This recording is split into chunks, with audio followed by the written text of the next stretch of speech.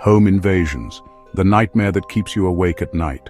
Someone breaking into your safe space. Tonight we're looking at 3 shocking home invasion cases, each one ending with justice served. Don't forget to subscribe and hit the notification bell. And if you enjoy this content, give this video a like. It really helps the channel grow.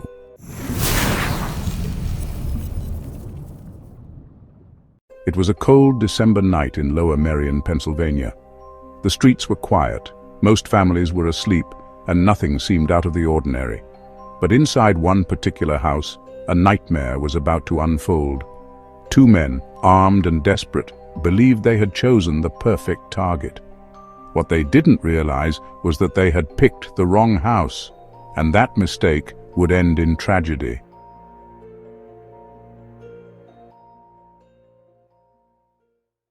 The 2 figures moving through the shadows of the quiet suburban street were 32-year-old Charles Fulforth and 29-year-old Kelvin Roberts. Both men were no strangers to the law, with long and varied criminal records that painted a picture of escalating desperation. They had a history of petty theft and minor offenses, but tonight they were aiming for something much bigger. Driven by a mounting pile of debts and a dangerous thirst for a quick payday, they were convinced this was their chance to finally score big. They were acting on a tip, a piece of information they believed was golden. According to their source, the unassuming house on the corner was a drug stash house. They envisioned a place where cash and drugs would be easy to grab, a low-risk, high-reward job that would solve all their problems. But their information was catastrophically wrong. What they didn't know was that this was no stash house. This was the quiet family home of 28-year-old Andrew Gaudio and his mother, a place of warmth and safety, completely oblivious to the violence about to shatter its peace. Following their flawed plan, the 2 men parked their car several blocks away, the engine cutting out and leaving an unnerving silence. They moved like ghosts through the sleeping neighborhood, sticking to the shadows cast by the flickering streetlights. Each man clutched a handgun, the cold metal a stark contrast to their nervous, sweaty palms. Just after the clock struck midnight, they reached the front door. With a single violent shove, they forced their way inside, the splintering of the doorframe echoing like a gunshot through the tranquil home. Inside, the dead of night was shattered by the unmistakable sound of breaking glass from downstairs, followed by heavy, thudding footsteps. The violent intrusion jolted Andrew and his mother from their sleep, their hearts instantly pounding with primal fear. Andrew, a hard-working young man home from a long shift just hours earlier, was exhausted. For a disoriented moment, he hoped it was a nightmare, but muffled, angry voices from below confirmed the terrifying reality. He rushed from his room to check on his mother. He crept through the darkened upstairs hallway, every sense on high alert. He strained his ears, but the shouts were an indistinct, chaotic blend of rage. He had no idea what kind of danger was waiting at the bottom of the stairs. Downstairs, Fulforth and Roberts stormed through the living room, their plan forgotten. Fueled by desperate energy, they overturned furniture and smashed keepsakes, shouting threats and demanding valuables they were certain were hidden inside the house. They had expected an empty home, a quick score. The discovery that the house was occupied sent them into a panic, and their panic was quickly turning to aggression. Their plan was spiraling dangerously out of control. This was no quick robbery anymore. This was a violent, armed invasion, and the innocent lives upstairs were now hanging by a thread. Andrew tried to protect his mother, but in the chaos, Fulforth raised his weapon and fired. Andrew was struck and collapsed to the ground. His mother screamed, trying to shield him, but she too was shot multiple times. Bleeding and in shock, she fell, but miraculously remained alive. Neighbors later reported hearing the gunfire. Some said they woke to the sounds of screaming that echoed through the neighborhood, but by the time they looked outside, the intruders were already gone.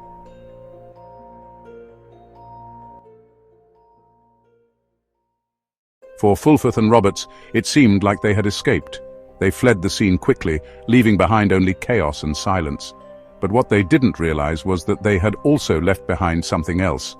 Evidence, fingerprints on broken glass, DNA traces, and most importantly, an eyewitness. Against all odds, Andrew's mother survived. Despite her critical injuries, she gave detectives detailed descriptions of the men who had entered her home. That testimony would prove crucial.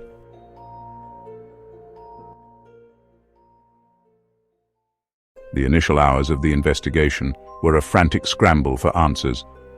But as the sun rose on the shattered piece of the Gaudio home, the pieces began to fall into place.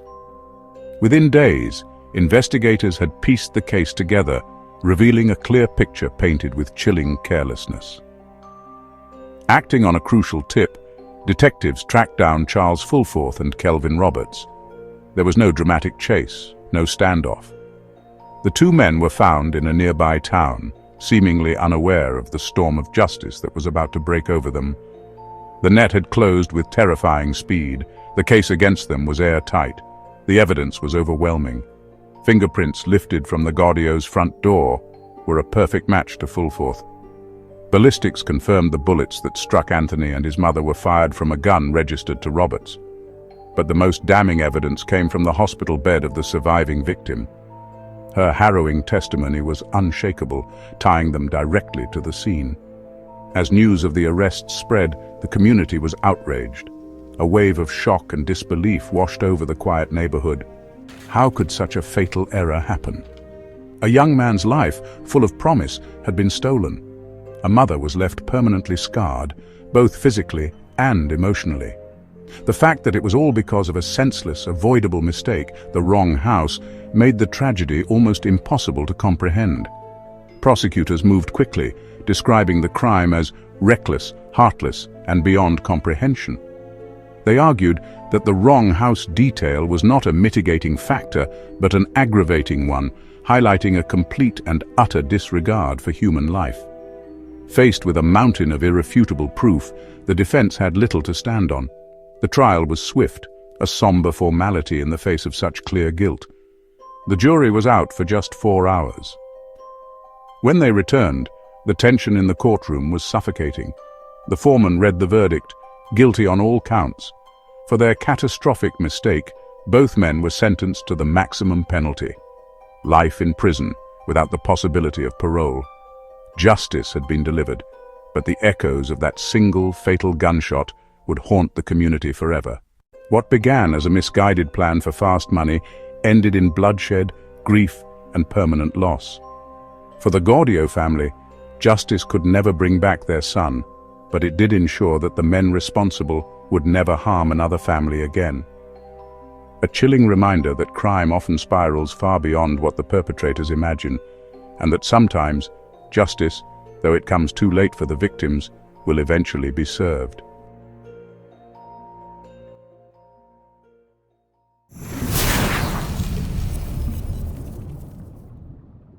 In the summer of 2022, Houston, Texas, was rocked by a crime that shocked the entire community. A quiet neighborhood where families felt safe suddenly became the scene of a brutal and senseless tragedy. What started as a planned home invasion quickly escalated into something far worse: the cold-blooded murder of an innocent family.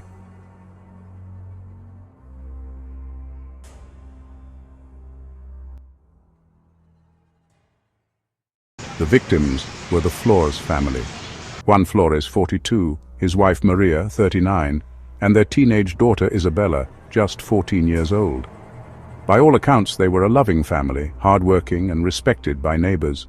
Juan was known as someone who never caused trouble, a man who worked long hours to support his family. But to the wrong people, the Flores family home looked like an opportunity.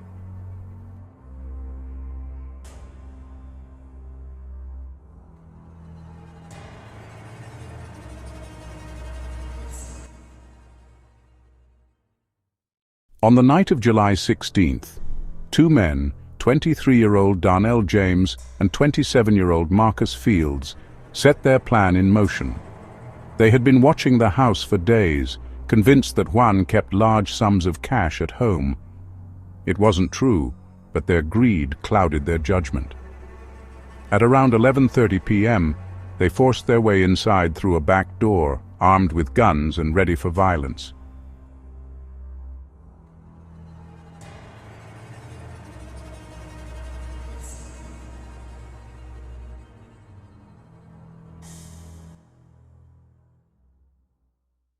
In the dead of night, the quiet suburban street where the Flores family lived was a picture of tranquility. It wasn't a nightmare that woke them, but something far more real, the terrifying sound of heavy footsteps and low, menacing voices inside their home. Driven by a primal need to protect his family, Juan rushed from the bedroom. He rounded the corner into the living room and was met with the cold, dark barrels of guns. There was no time to reason. A single, deafening gunshot echoed through the house. A gut-wrenching scream tore from Maria's throat. Her only instinct was to shield their daughter Isabella, pulling the terrified child into her arms. She begged them, her words lost in a torrent of tears. But the intruders were unmoved, their eyes empty and cold. They showed no mercy. In a final, brutal act, both Maria and Isabella were killed in cold blood, and the loving home was silenced. With the family gone, the men tore the house apart. Drawers were ripped out, family photos callously thrown to the floor. They were frantically searching for a hidden stash of money, a phantom treasure that simply wasn't there. Their search yielded nothing. After only minutes inside, they fled into the night, leaving behind a home that was no longer a sanctuary, but a tomb soaked in unimaginable tragedy. The crime scene was discovered when a neighbor, who had heard the gunshots, called police. Officers arrived quickly, but it was already too late. All three members of the Flores family were dead. The neighborhood, once peaceful, was flooded with flashing lights, detectives, and a growing crowd of shocked residents. The brutality of the crime immediately caught national attention. Who would kill an entire family for nothing?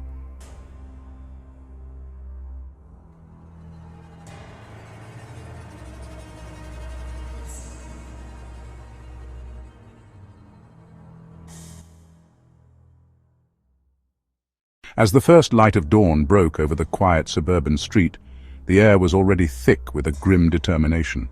Detectives wasted no time, their faces etched with the gravity of the night's events. They began the painstaking process of piecing together the final moments of Maria and Carlos Flores. They moved from door to door, their quiet knocks echoing in the stunned silence of the neighborhood, searching for any detail, anything out of the ordinary. Simultaneously, another team meticulously processed the scene inside the home, while others began the arduous task of collecting surveillance footage from every possible source, hoping for a single frame that could break the case wide open. For days, the investigation felt like a search for a ghost in a sea of static. But then, they found it. A single camera, mounted on a neighbor's garage, had captured a dark-colored sedan, moving without its headlights, slipping away just minutes after the shootings. This was the break they had been desperately searching for. Running the license plate was the next critical step. With digital enhancement, they pulled a clear read. The registration came back to a man named Darnell James, an individual with a history of petty theft and burglary. Suddenly, the ghost had a name. Armed with a warrant, a SWAT team descended on James's apartment complex in the early morning hours. Inside, tucked away in a dresser drawer, they found a small velvet bag. It held a collection of jewelry, including a distinctive locket, immediately identified as belonging to Maria Flores. But the most damning discovery was yet to come. Hidden in a shoebox at the back of a closet, they found the weapon, a 9mm handgun. Ballistics would later confirm it was the very gun used to end the lives of Maria and Carlos. James was arrested on the spot, but detectives knew he hadn't acted alone. Under the intense pressure of interrogation, James's composure finally cracked. He gave up his accomplice, Marcus Fields. The hunt was on again. Acting on the new intelligence, police tracked Fields to a relative's house on the far east side of Houston. They found him hiding in a back bedroom, a desperate man whose time had run out. From the moment James and Fields were apprehended, the case against them began to build with terrifying speed. The evidence wasn't just strong, it was overwhelming, a mountain of proof that left no room for doubt. Investigators meticulously pieced together the events of that horrific night, and every piece pointed directly back to the two men. The murder weapon, a revolver recovered from Fields's car, was a definitive link. Ballistic tests confirmed that the bullets pulled from the victims' bodies were fired from that exact gun. But the physical evidence didn't stop there. James's fingerprints were found on the shattered glass of a back window, the point of entry. Fields's prints were lifted from a doorknob inside the house, placing him squarely at the scene. But the most damning piece of all came not from a lab, but from James himself. After hours of intense questioning, he broke. In a chilling, detailed confession, he laid out their entire plan, admitting they had targeted the house for money they never found. In the sterile, silent courtroom, the prosecution painted a horrifying picture for the jury. They portrayed James and Fields as predators, men so consumed by greed that human life had become meaningless to them, murdering an entire family for a phantom prize. Faced with an ironclad confession and a mountain of forensic evidence, the defense team was left with almost nothing to argue. They had no alibi, no alternative theory, no way to explain away the evidence. The trial was mercifully short. The jury deliberated for less than 2 hours before returning. As the foreman read the verdict, a hush fell over the court. Guilty, on all counts of capital murder. The words sealed their fate. For their senseless act of violence, both James and Fields were sentenced to death. In 2023, both men were sentenced to life in prison without the possibility of parole. For the Flores family, there was no happy ending. 3 lives had been cut short, a community scarred, and neighbors left wondering how such horror could happen in their backyard. The case became a chilling reminder. Sometimes evil doesn't come from strangers far away, but from people watching just across the street.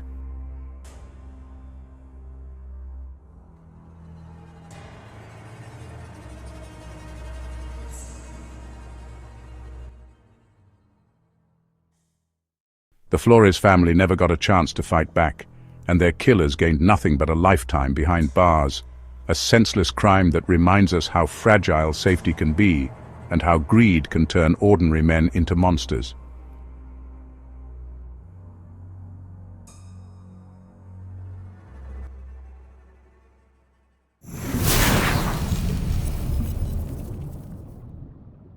When you think of Las Vegas, you picture the dazzling spectacle of the Strip, a city that never sleeps. It's a world of high stakes and vibrant energy, but just beyond the reach of the neon glow lie quiet, unassuming suburbs. It's in these peaceful neighborhoods where life seems so normal that the city's hidden darkness sometimes finds a way to creep in, shattering the illusion of safety. In 2017, one such home belonged to a young couple, both professional poker players. Their house was a sanctuary, a quiet escape from the high-pressure world of the casino floor.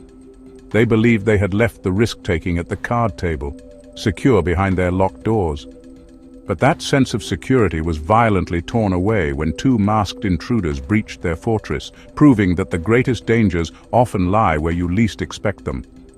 What began as a home invasion would quickly spiral into a harrowing night of terror, a desperate struggle for survival that would end in the deafening roar of gunfire and unimaginable tragedy. But the horror didn't end there. As investigators began to unravel the events of that night, they would uncover a chilling betrayal and a twist so shocking, it would prove that the truth can be far more terrifying than fiction.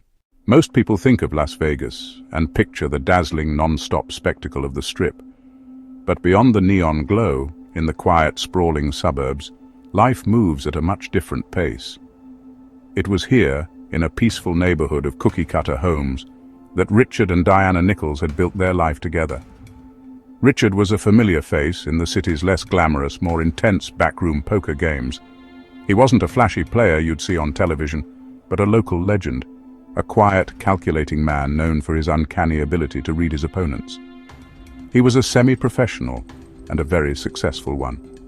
Diana, his wife, was his anchor to a more normal world.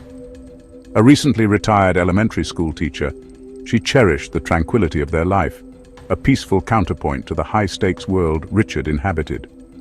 Their 2-story suburban home was their sanctuary, a fortress of normalcy, far from the unpredictable chaos of the casinos. But in a city built on whispers and speculation, even a quiet life can attract the wrong kind of attention. A rumor began to circulate through the gambling underworld, a dangerous piece of gossip that Richard, distrustful of banks, kept his substantial poker winnings in cash, hidden somewhere inside the house.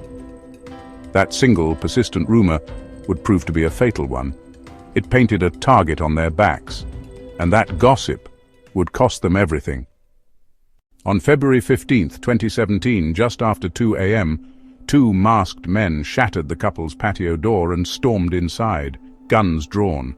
They demanded money, convinced Richard was hiding cash. Richard insisted no such money existed, but the intruders didn't believe him. What began as a robbery quickly spiraled into violence. The men forced the couple into the living room. Richard was beaten, Diana screamed, and neighbors later reported hearing her cries. When one of the intruders pointed a gun at Richard's head, he lunged in desperation. A struggle erupted, shots were fired, and chaos consumed the Nichols home. When the gunfire stopped, Richard lay dying from multiple wounds. Diana had also been shot, but against all odds, she survived. The intruders panicked and fled, leaving behind blood, destruction, and a trail of evidence. Neighbors called 911. Police swarmed the quiet street, but it was too late for Richard. Diana was rushed to the hospital in critical condition, alive, but forever changed. The poker community reeled in shock, horrified that greed and rumor had ended in such violence. Detectives quickly discovered surveillance footage of a suspicious car leaving the subdivision minutes after the shooting. The car was traced to 25-year-old Michael Gonzalez, a struggling poker player who had once lost big to Richard. DNA evidence from the shattered glass linked his accomplice, 22-year-old Anthony Moore. Both men were soon in custody. Prosecutors argued the men planned an armed robbery fueled by jealousy and desperation. In 2019, both Gonzalez and Moore were convicted of first-degree murder and attempted murder. Each received life without parole. Diana Nichols testified in court, describing the night she lost her husband while fighting for their lives. The Nichols case proved how quickly rumors and greed can turn deadly.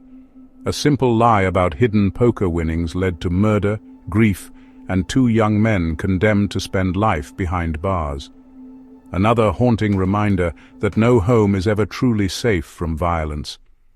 The home. It's meant to be our sanctuary, the one place in the world where the locks on the doors are supposed to keep the darkness out.